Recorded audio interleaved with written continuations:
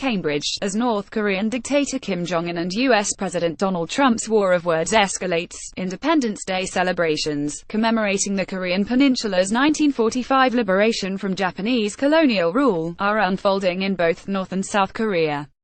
The occasion underscores not just the shared history between the two countries, but also the South's unique qualifications to bring about a peaceful resolution to the current military standoff.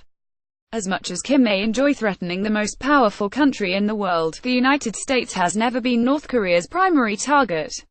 On the contrary, the North's real objective has always been to ensure the survival of the Kim regime and, in the longer term, to secure the reunification of the Korean peninsula under that regime's leadership. South Korea thus faces the most acute danger, and has the strongest incentive to alleviate tensions with the North. That goal will not be advanced by South Korea's annual joint military exercise with the U.S. Ulchi Freedom Guardian UFG, which is geared toward preparing both countries for a conflict with the North. On the contrary, with saber rattling between North Korea and the U.S. at an all-time high, the exercise, which will begin on August 21, could escalate the conflict dramatically. Even in normal times, North Korea reacts angrily to UFG. Last year, it tested its fifth nuclear device just after the exercises were held. But now that North Korea is overtly threatening to launch missiles at the U.S. territory of Guam, and being further provoked by Trump, its response to another round of UFG could be less symbolic, and far more devastating. If North Korea lashes out, the strategy of deterrence that underpins the US-South Korea alliance will have been fatally undermined. Deterrence means using a credible threat of serious punishment to prevent an opponent from initiating military engagement. And yet North Korea has already dismissed Trump's threats as a load of nonsense. If this month's war games trigger a military confrontation or an outright exchange of fire, deterrence will officially have failed. The problem is that, even if Trump and Kim recognize the corner into which they have painted themselves, neither has the political space to backpedal on their threats without risking serious domestic and international humiliation. Worse still, both leaders lack credibility in the eyes of the other, and of the world. China's leaders have long viewed Trump as unreliable, or bukaopu. Now, Trump's emotional response to North Korea's actions has further reinforced that assessment, and given Chinese leaders even less of a reason to get involved in the drama. Even Japanese Prime Minister Shinzo Abe, who has been Trump's most steadfast supporter among East Asian leaders, is wary of the domestic political consequences of Trump's brinksmanship. Of course, Japan, as North Korea's ultimate historical enemy, would have no leverage over Kim anyway. The only country with the credibility, leverage, and motivation to lead the way toward a peaceful resolution to the current crisis is South Korea.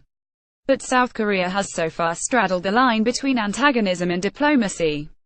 On the one hand, South Korea agrees with Trump on the need for tougher sanctions and military readiness, including full deployment of the U.S. anti-ballistic missile defense system, known as Terminal High Altitude Area Defense, or THAAD.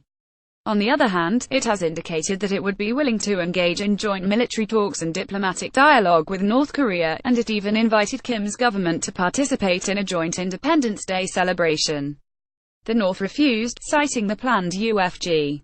South Korea now needs to take a stronger approach. Rather than shove a weak opponent into a corner and risk them lashing out, South Korea should formally request an indefinite postponement of this year's UFG, which would be counterproductive and is not essential at this time.